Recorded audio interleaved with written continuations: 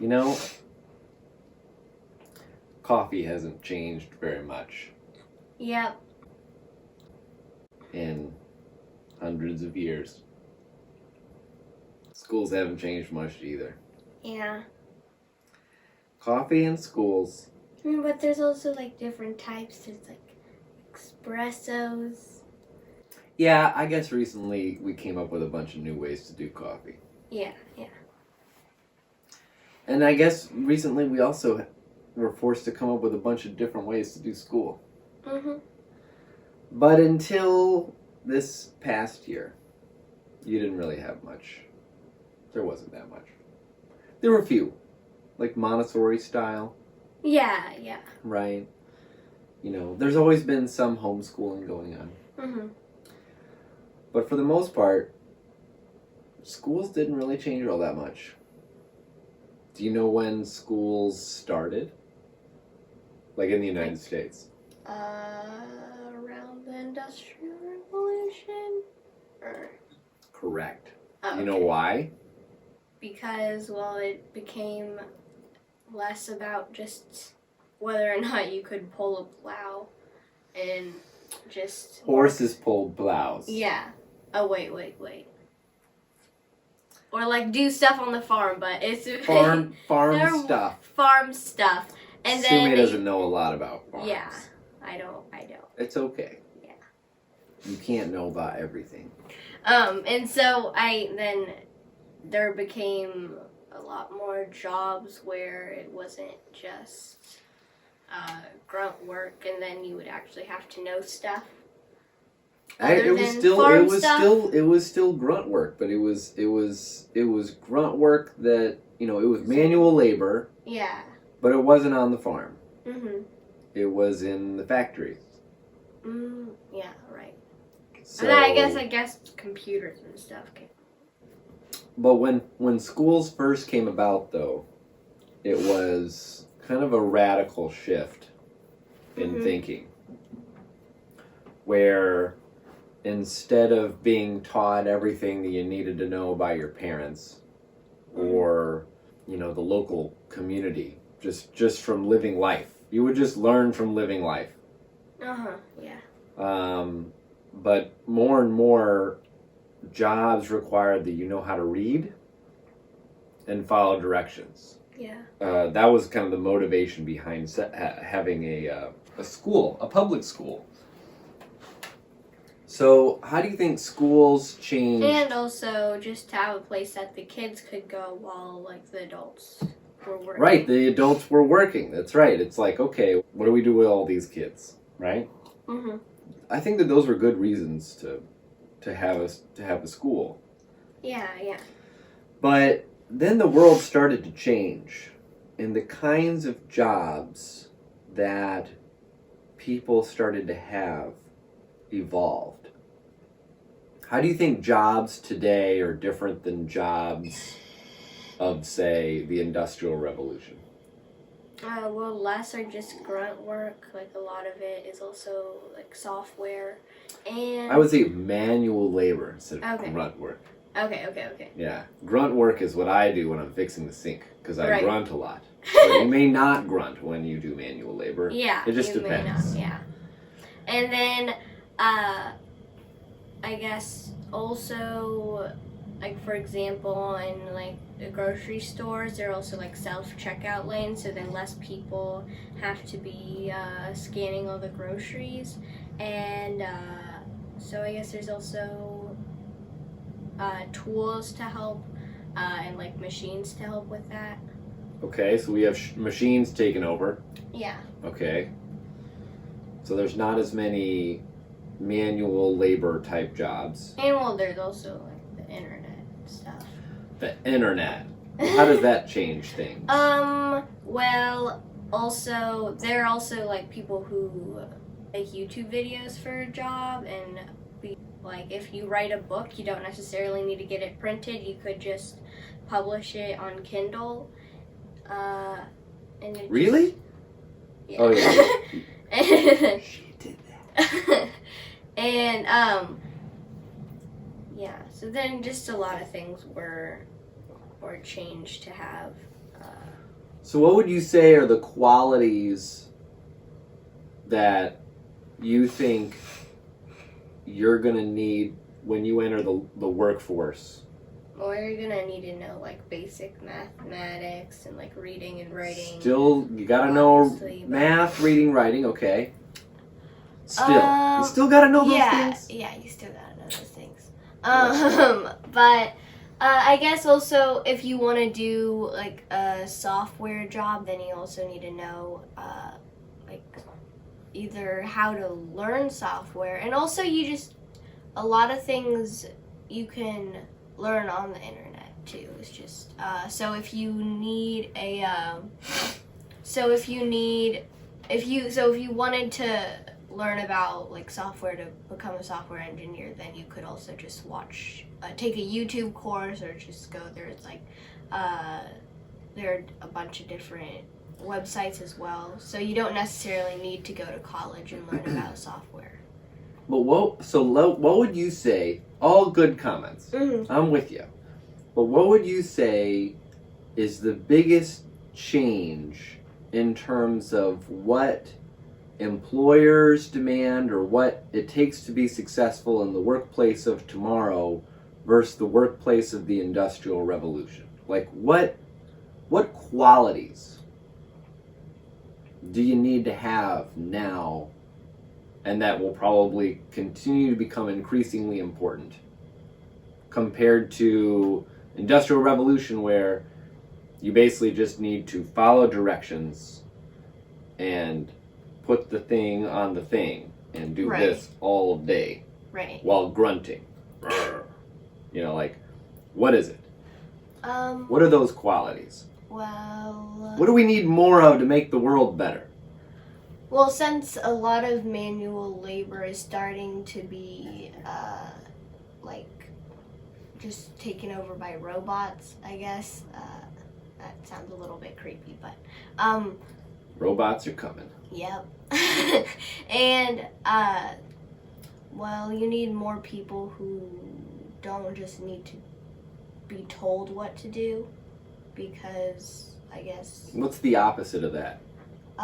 to be independent and to want to like drive themselves. To know how to be independent and drive yourself. Okay? Yes. I think that's a key ingredient. Mhm. Is and to cultivate their special knowledge. okay, what's that? So special knowledge is something that can not be taught but can be learned, and is a quality about yourself that is developed through your experiences and different conversations you've had with people, and just all these different aspects of your life can help you develop your special knowledge. And everybody has a special knowledge, it just is a matter of like finding out what it is and trying to use that to just do stuff, I guess. Right. Um, Special knowledge is a concept that is talked about by an entrepreneur named Naval. And the idea is that you want to try to cultivate that which is unique to you to basically make you impossible to replace, mhm. right?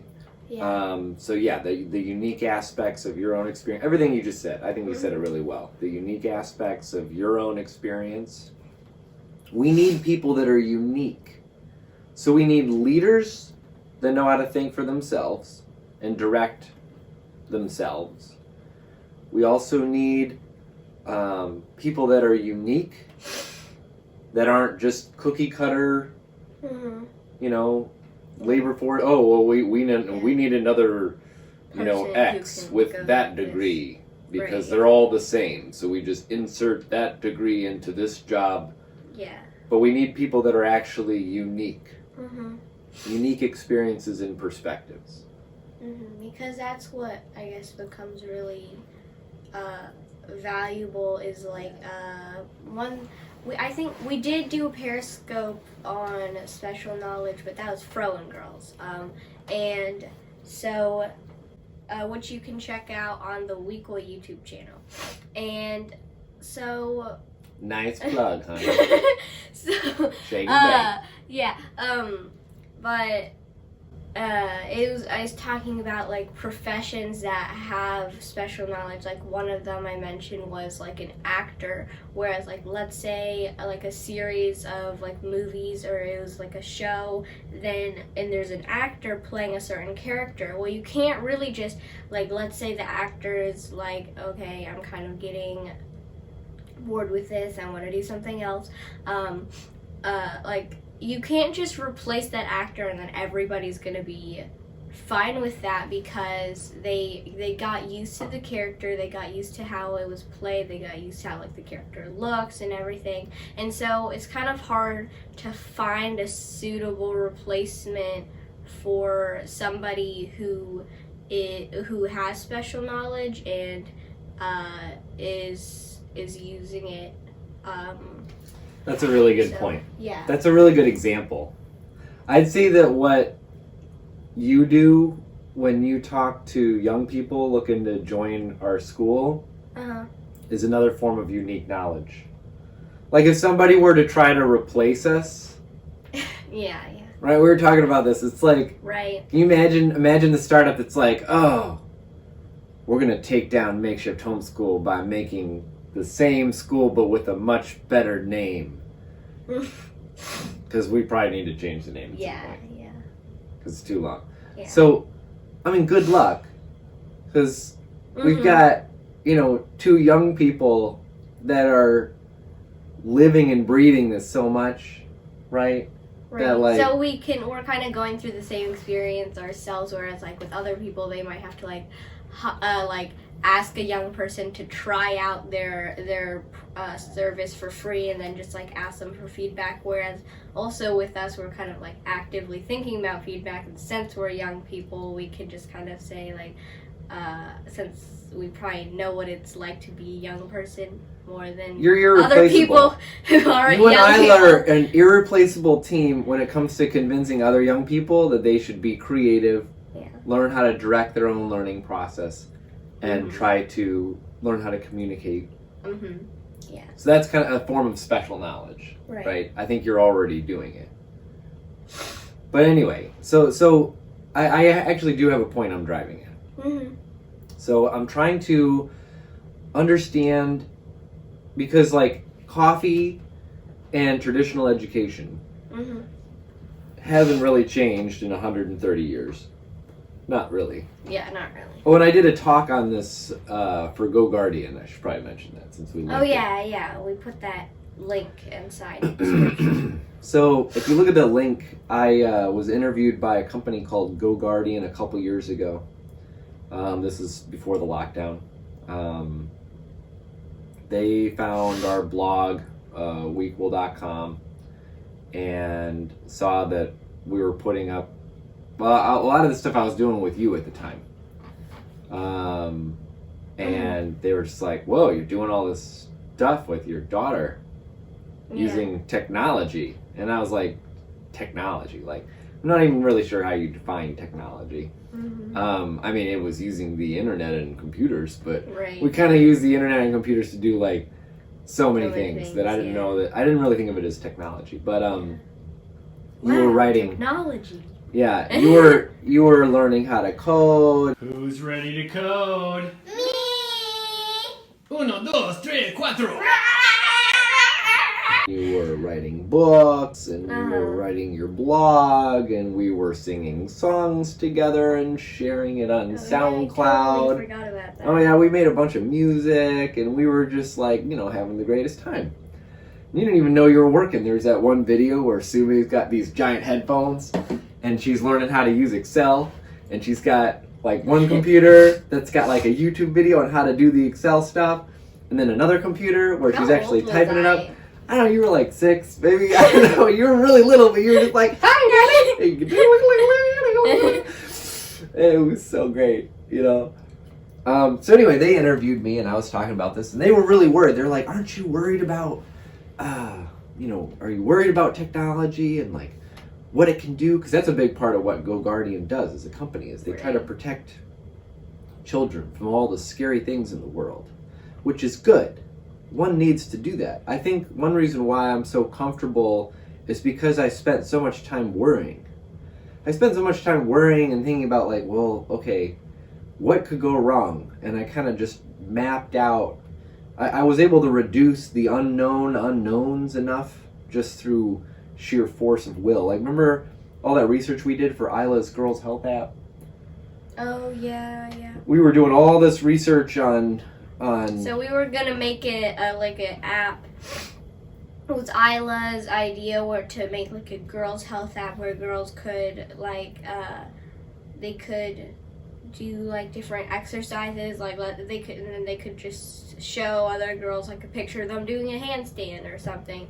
And then we were researching about like social media and the effects on it, and just it was we could also see all the places where it could go wrong really bad. Well, you were reading some pretty heavy papers that had statistics about depression and worse things that kids were doing, especially since the creation of like Instagram and Facebook, and it just went up. It's bad. It was bad stuff. Yeah. Going up. Okay. Like just basically since the creation of like Facebook, basically, and like other social media platforms, and then it just yeah. And then at the tail end, you have the Capitol attack. Okay. So yeah, there's lots of bad things, but at the same time, it's not like we can just go back to horse and buggy days, right? Mm-hmm. Yeah. We have to move forward. We just have to learn how to use technology in a way that's helpful. Mm-hmm. And so I guess instead of trying to hide a lot of these things from you, my approach was I'm gonna expose you to a lot of these things in a controlled environment and show you all the ways you can use technology for good, like a superhero.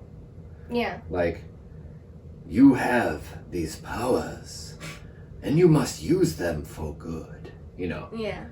And like Excel and Python. Yeah, I don't know. And Flutter. I don't know if like Excel. I didn't usually talk like that. I don't know if Excel really like contributes to the depression or stuff. It's kind of hard to do that with Microsoft Excel has been around for a long time. Yeah. Nobody ever attacked the Capitol.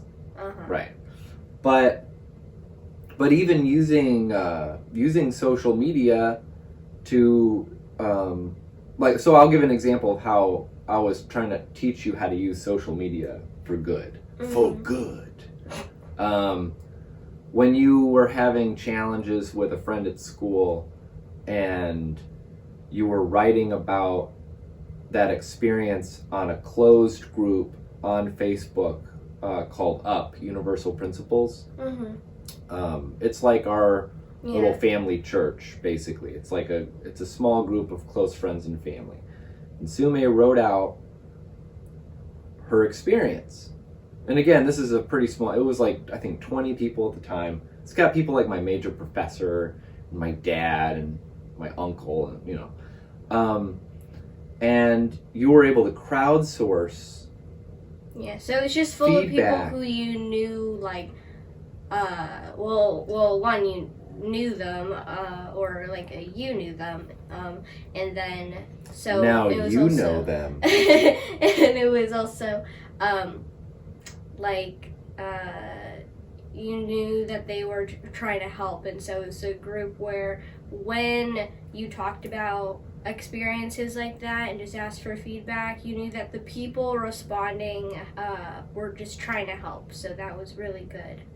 So you took their comments and your draft of what happened at school and then wove this into an article called How to Deal with Negative Emotions. And then she published this on her blog. And the other day, we were just reading it the other day, and it was really good. You can use a little bit of editing. It's a little bit long. It's a little bit long. But, that was a really powerful way to use social media for good, right? And so we keep experimenting. But let me get back to driving this point about traditional education. So we were talking about what is different in terms of what is needed today and in the future compared to what is needed, what was needed during the Industrial Revolution, when you basically had jobs that were, factory jobs, right? Going in there and you're sticking the widget in the thingy, right? Yeah. Widget in the thingy and the widget in the thingy and right? And you needed to know how to read so you could follow directions. Maybe some basic math, right? But you didn't need to really be creative. Mm-hmm. You didn't really need to know how to be independent and drive your own learning process. Yeah. You didn't necessarily need to be all that unique. Mm-hmm. Employers weren't looking for people that were unique. They were making widgets Mm-hmm. and needed widgets to make widgets, basically. They needed people that they could stick on the assembly line that could do the exact same thing as the last person that they had at that part of the assembly line. Mm-hmm. And that's not the world that we live in today. Yeah. Now,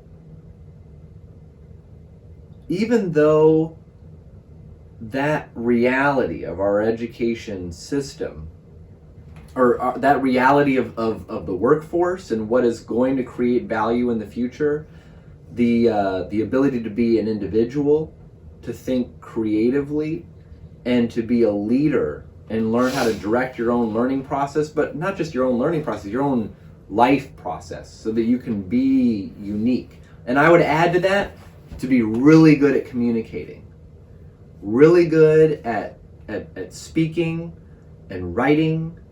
Yeah. So even though what's changed about what's needed now and in the future is like everything, Mm-hmm. the education system hasn't really changed. It's still basically the same. And by that I mean you have 30 kids go into a classroom and they're all told to basically do the same thing. They do it. They show it to the teacher. The teacher then tells them how good they did. And then the teacher takes what they did and throws it away.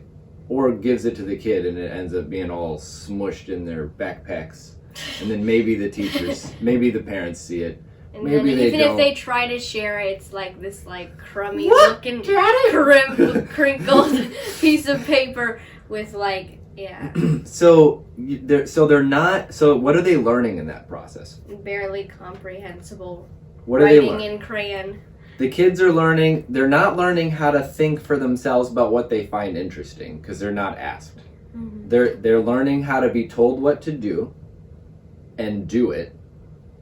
And they're learning how to be told whether or not it was good or not Mm-hmm. by one person, their teacher. And then they never get to improve on their work either. And they don't really improve on their work. And that works great. If you're going to go work in a factory and make widgets, that's exactly what you need to know how to do. You need to know how to be told what to do it, then be told by your boss, your teacher, how good you did. Mm-hmm.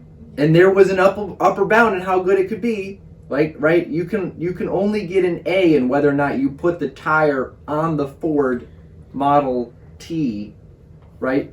There's a limit to how good you can put that tire on the car. Yeah. There's no limit to how good you can do with creative work. Mm-hmm. With the things that we do. It's just you get an A if all your words are spelled correctly. A doesn't exist. But your writing can just be really bad still.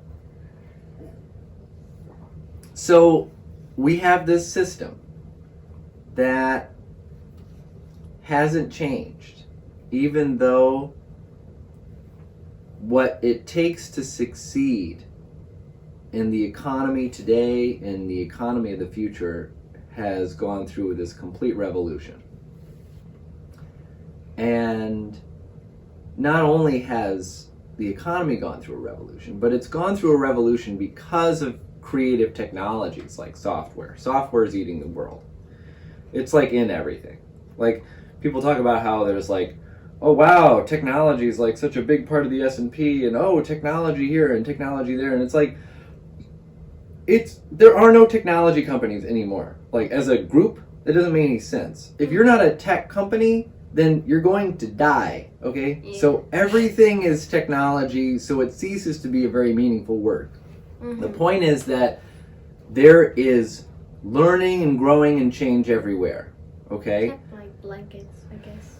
Blankets haven't changed very Yeah. much yet. And, yeah, but But- I don't think they need to change. So software, genomics, 3D printing, electric vehicles, Or solar 3D printed energy, right here.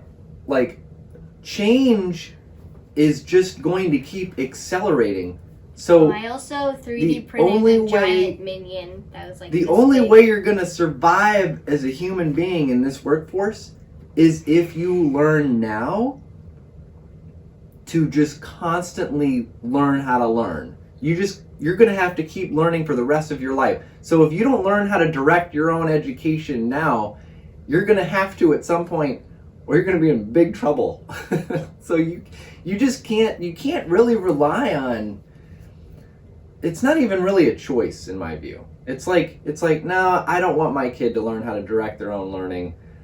I think that they need a teacher to tell them what to do and what they're supposed to learn. It's like, then, you know, what are they going to do when they start working, but the world keeps changing so fast? Mhm. You know, they have to learn how to direct their own learning as part of their education now. That needs to change. Like a decade ago or 2 decades ago. Mhm. So that's what we're doing. Yeah. We're doing all that stuff. If you missed any of it, just rewatch it. Yeah. But I guess, how do we summarize this? I mean, there's a lot so there to unpack. basically, I was getting better as I was drinking more coffee. yeah.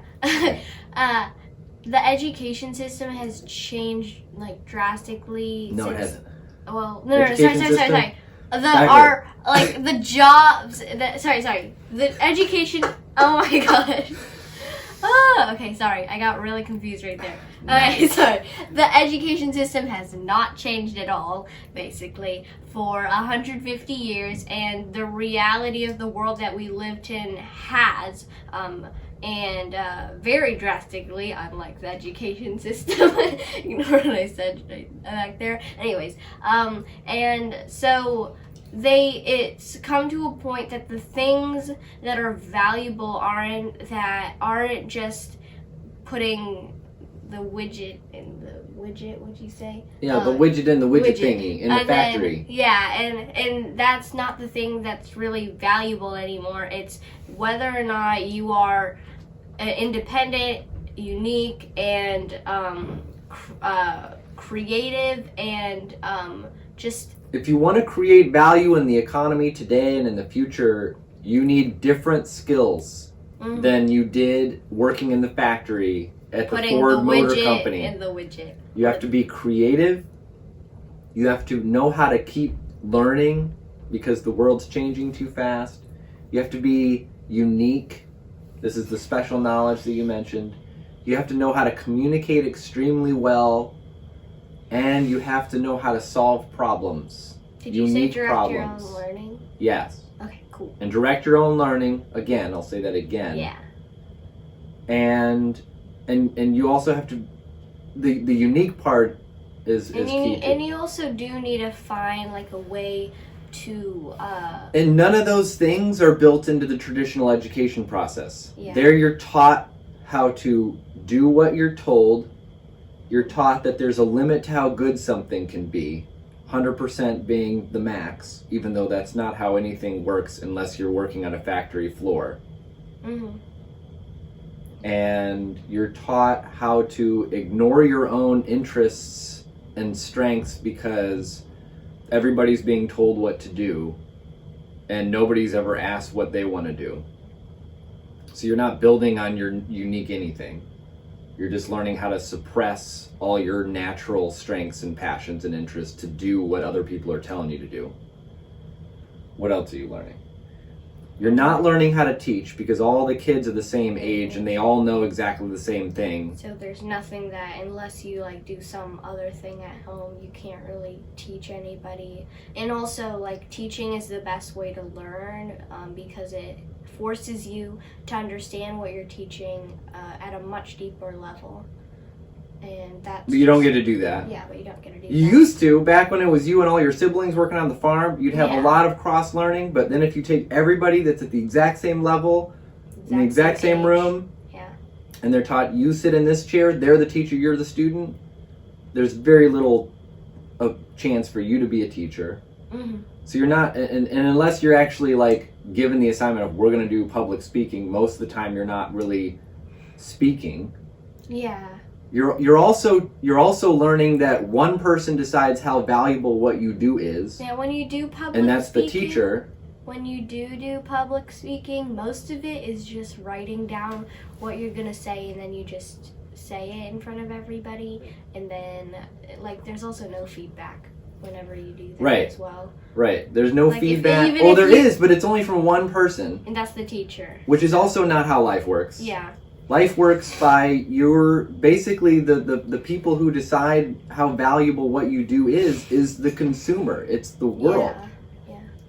So the world tells you how good it is by either not reading your book on Kindle, or not reading your blog post, or not checking out your 3D printer, or not buying your product, or they do and they provide comments. But there is no one arbiter of good Mm-hmm. and bad. Yeah. And there's also no scale Mm-hmm. where it's either perfect or worthless. Yeah.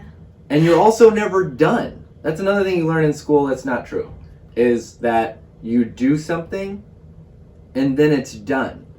It's never done.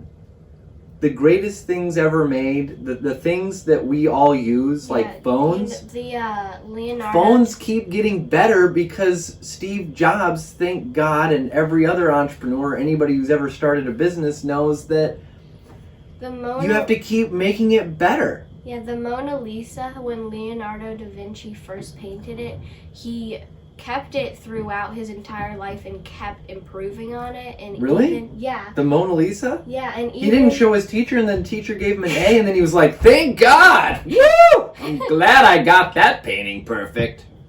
Done. Yeah, but then he kept like wanting to make it better and better, and even when he died, he still wanted to improve on some things in his painting. I mean, I And still he do was that. he was a bit of an obsessive perfectionist, but Well, sure. I mean, Yeah. I'm not saying that we should all be obsessive perfectionists, Yes, but but- like even with our writing, like when I write, there are a lot of things that I write, and then I go back, maybe a year later, maybe a month later, and I'll make it better, and then I'll share it again. yeah. You know, because that's how life works. Yeah, I've done that with several of my like earlier 5-paragraph articles where all of them started with "Hello, everybody," and and it wasn't necessarily very helpful for the article, so I did edit some of those. Okay, so somebody asked, related to that, any bright ideas for how to enable kids to find new peers to communicate with? Yes. Yes, Join, makeshift homeschool. We have shake and bake. We are accepting up to 20 students. We have around how many? I think we have 12. And it's a virtual school, so we're not going to be meeting up and breathing on each other. Right. And so, yeah, and Makeshift homeschool, where we don't breathe on each other. Yay! But it's Coffee breath, sorry.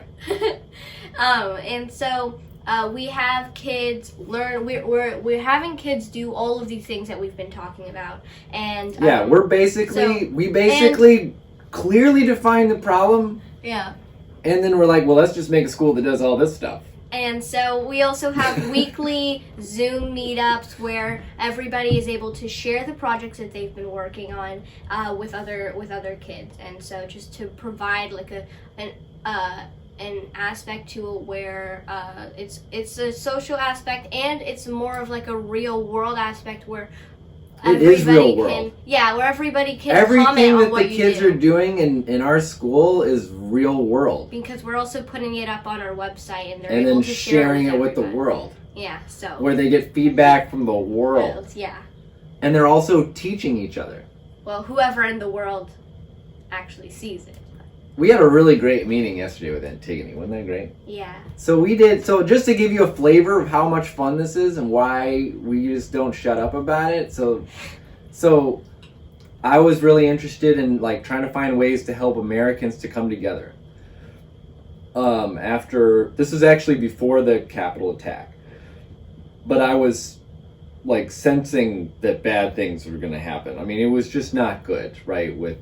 At this point, I think this shouldn't even be a partisan issue. But the president, we have a failed president, and he's about to be gone. So that's good. I'm really happy about that. But I was writing about this, and I was writing about how I thought Americans need to learn how to listen better and have the confidence to try to open their minds to understand better as just a natural part of everything. Like, that's also part of learning, too, is, how do you learn from different kinds of people if you only seek out confirming, news and things, right? Yeah. So I wrote an article about that. We do a lot of writing here. Mm-hmm. And then I was like, hey, I was talking to a friend of mine who doesn't agree with me on a lot of this stuff, but we have some areas where we agree, named Mike Stark. And so we were having this little debate. And then I decided, let's just have a debate. We mean 2 hours. Yeah. Well, we were having a little debate. Uh-huh. And then I was like, well, let's just do a debate for Yeah. Wequel, which Uh-huh. is that was our blog. That's like our family blog that's separate from Makeshift Homeschool. But that's how we sponsored it, was with Wequel. Because we don't necessarily want kids going on there and Right. being like, ooh, a debate about the Capitol, and like scaring them and Yeah. stuff. Anyway, so then I was like, well, let's just turn this into a learning opportunity. Hey, Sume, want to join me in a debate? And she's like, yeah, Dad, because that's what she does. Like, I don't know. You've yet to like look at me and go, nah, it doesn't sound good. It's like every time you're like, okay, So anyway, so we go on and we have a 2-hour-long debate. And it was really great. It was like, it was one of the best. And Mike brought his kids. Yeah, as well. Mike had his kids, including his daughter Antigone. And then the next day we're like, well, want to join our school? And she's like, yeah, let's do it. So we sat down for half an hour with her, and basically all we do is we help kids figure out how they can take their own unique strengths and interests and passions and turn them into projects that add value to other people. And with Antigone, it was really easy. Yeah, she had this like giant list of things she was interested in.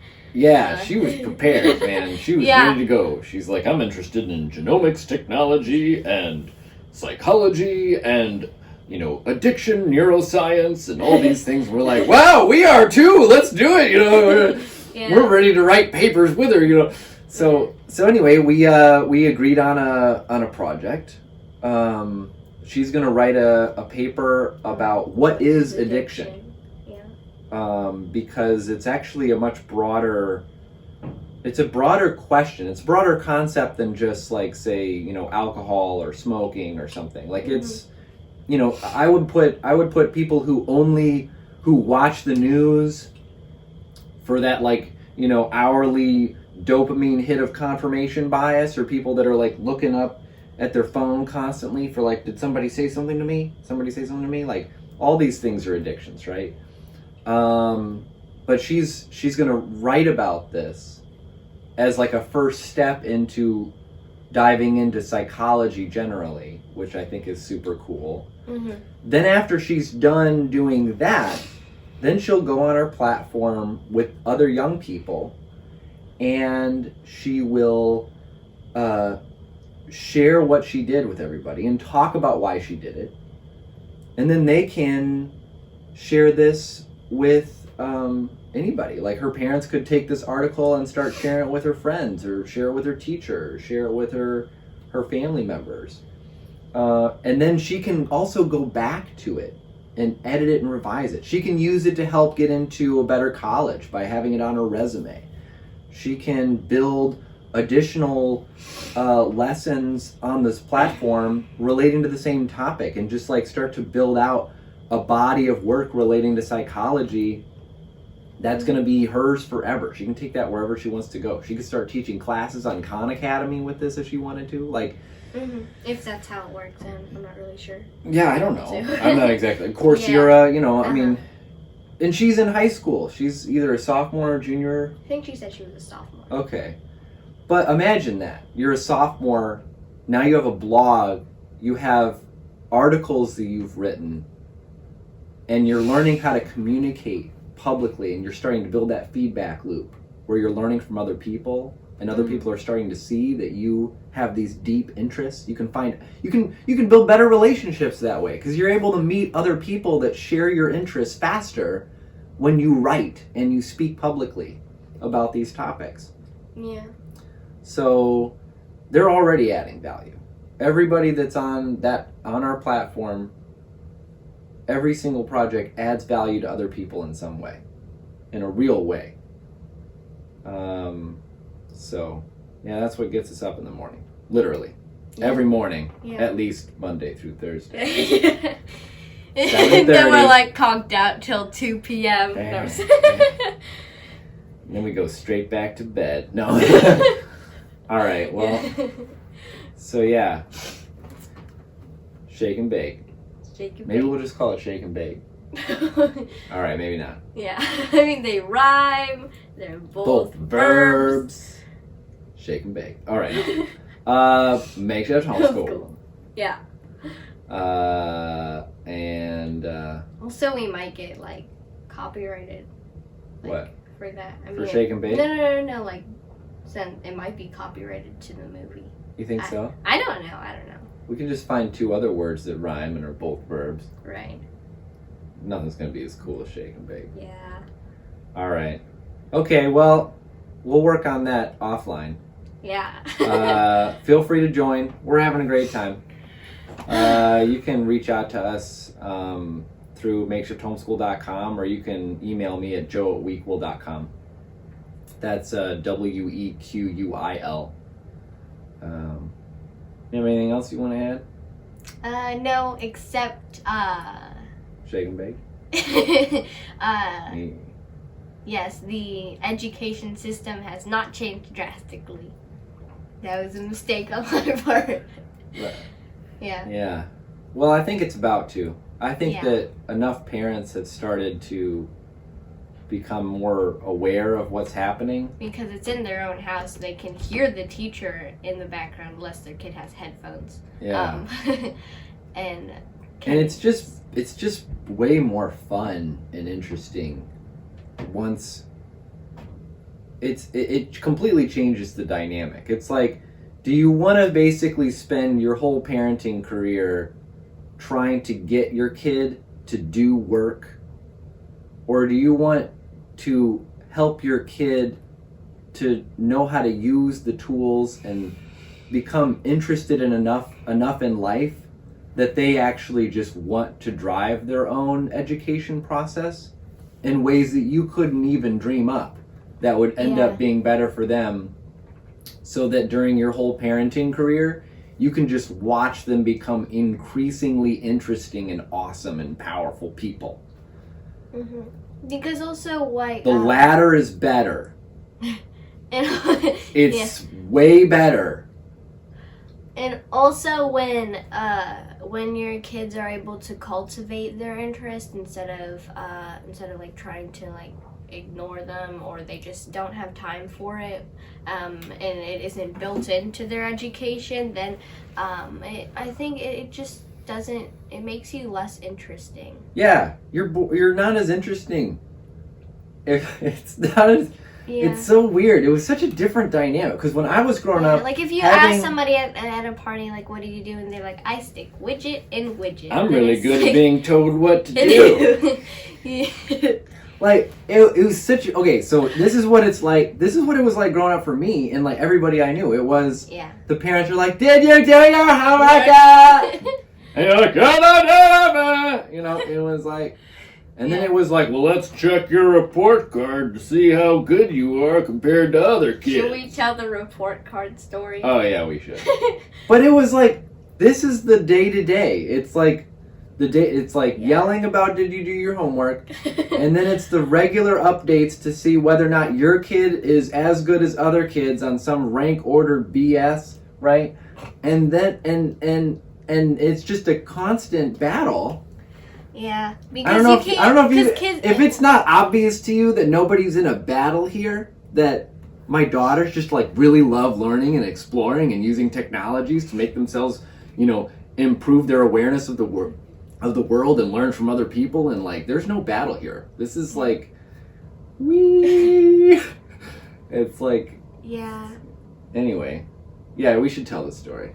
This is one of the last straws that made me take Sume out of school. This is like, it's funny, it's also slightly depressing. Yeah. Yeah.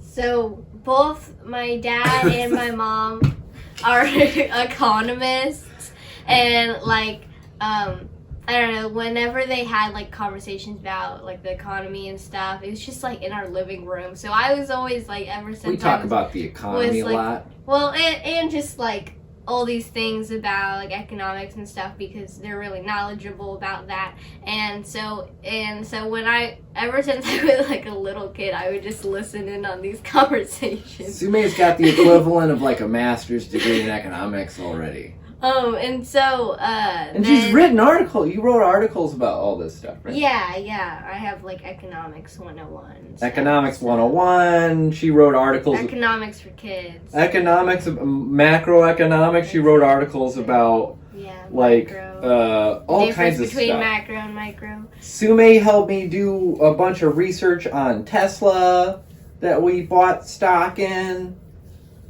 18 months ago. That was all economics. Like, anyway, this girl knows economics. And so, basically, the grades are ranked from like 1 to 4. 1 being like bad, and then like 1 being like you don't really know much about this topic, and then 4 being like you know a lot about this topic and stuff, and like you have everything covered. And so I got a 3 in economics, and then my dad. So she gets a report card. Yeah. And a report card is nothing but 4s in every single subject, Except economics.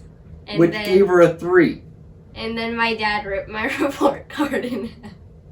Yeah, I never really cared about report cards anyway, because I kind of felt this way all along, but I walked in, you know, this whole idea of like, well, here's how you rank and blah, blah, blah, and I just think there's problems with that. So I walk in, see the report card, because Sume was like, I got a 3 in economics.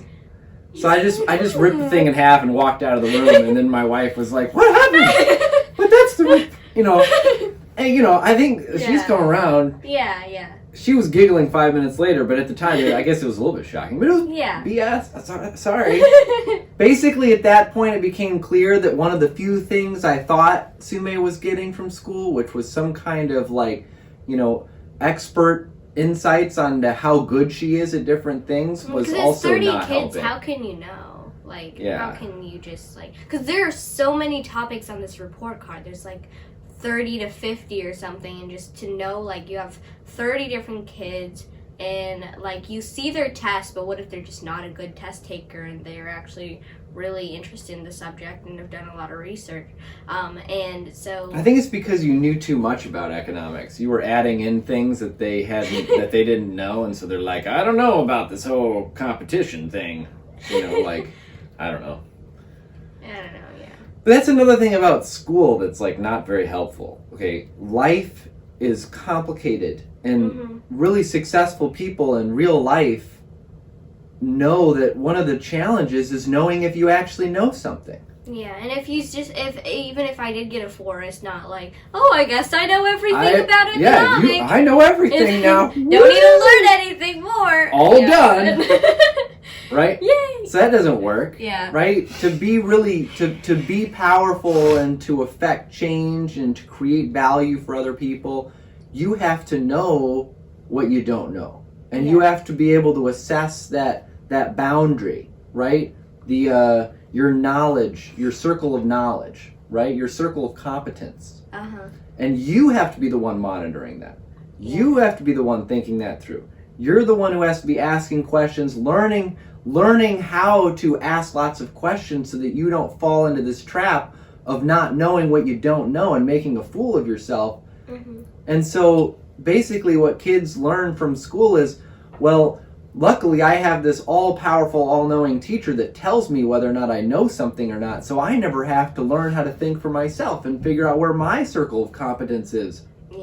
My circle of knowledge. I don't have to worry about not knowing what I don't know.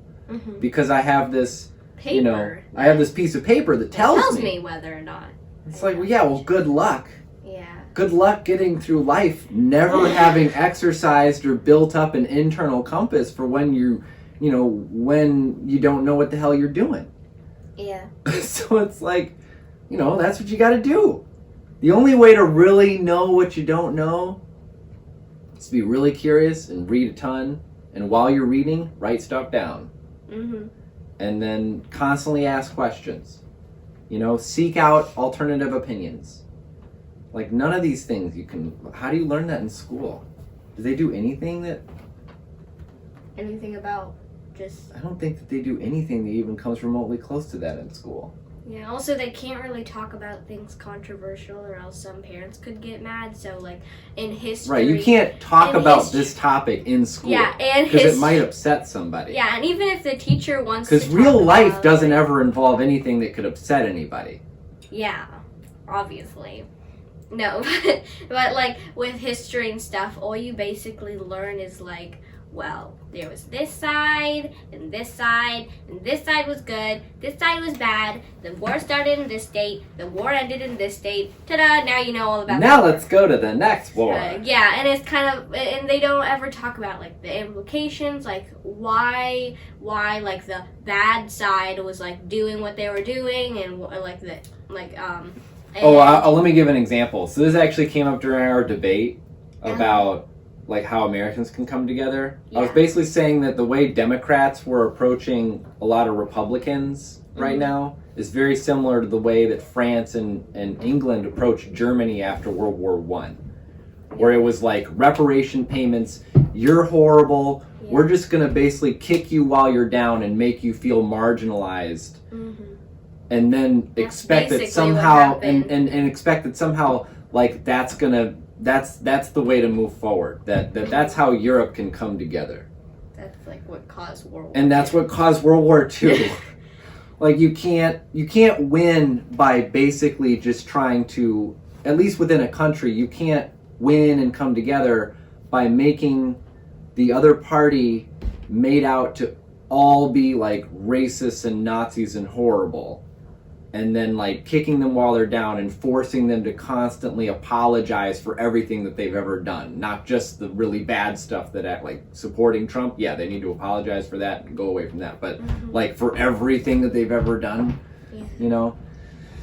So... And not, like, forgiving them when they come up and say, like... Yeah, they should be like, yay Liz Cheney, yay Mitt Romney for doing the right thing. And no, instead it's like, all these Republicans are Nazis. It's like, no, okay, we can't... All right, but anyway, the point is, maybe I'm right, maybe I'm wrong, maybe you disagree with me, that's fine. But the point is we can use history to learn how to make better decisions today, right? But you're not going to have that discussion in public schools because, it might upset somebody. So that makes it really challenging. Yeah. Even though, like, that's kind of why else do you study history? To memorize dates and know the names of a lot of dead people? No, that's not why. It's so that you can be more informed so you can make better decisions today. History is the story of humanity. So just to see like how certain situations turned out in the past can help you predict what with the circumstances that you have in the present to predict the future. And so just to see like, well, if something happened repeatedly over history and that turned out good, well, maybe we should do that again. And if something repeatedly turned out bad, then maybe we shouldn't. We should try to avoid doing that. And it's not in that isn't really talked about a lot in school. And Well, even, how do you test that? Yeah, It's not and easy. yeah. It's not easy to tell which kids are better than other kids at something if you're asking for their opinions and the opinions aren't black and white. So obviously, Sometimes we they shouldn't do that. ask that question, but then they match it up with something in a textbook about like what the school said was the right opinion. Is it in a little red book? No. Why? Because that was like what your mom's parents had to study when they were in Oh. school. They had to memorize the things that Mao said about what life was and how life worked. Can you imagine that? Oh gosh. It's not that bad. It's not that bad, yeah. It's not that bad. It's gotten better. Yeah. Oh, well, we never really had it. Yeah. We never really had to go through that. Yeah. Things could be worse. Yeah. We don't have to memorize the little red book. Yeah. Like your grandparents. Okay. Well, So. happy time with homeschool. Okay. Yay! All right. Well, anyway, I think we're gonna go ahead and close this out. I think that you'll find that we've made a fairly compelling argument. Okay. And if not, keep rewatching until you're convinced, Mm-hmm. and then join. Yeah. Have a good night, or I mean, good day. Good day. Bye. Long day. Going to bed. I'm going to bed.